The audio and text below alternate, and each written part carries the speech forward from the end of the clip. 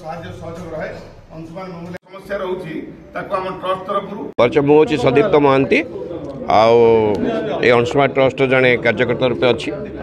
आपण मान देवस्थान सब कहीगले आम ट्रस्ट भाई जो जो कार्यक्रम करने हेल्थ कैंप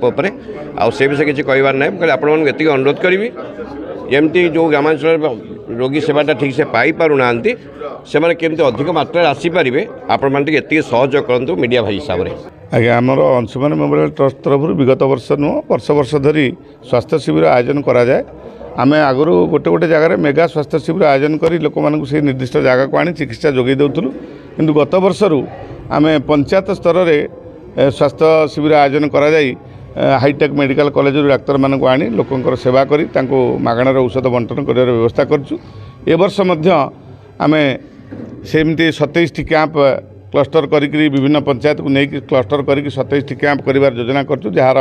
आमको जिलापाल तरफ आमको अनुमति मिल सारी और आम तारीख धार्य कराई आम डिसेम्बर 5 तारिख प्रथम कैंपटी आरंभ करूँ रेकीदेईपुर रायछंदा और तालजंग को नहीं मुकुंद पात्र डिग्री कॉलेज रे प्रथम कैंपटी आम आरंभ हम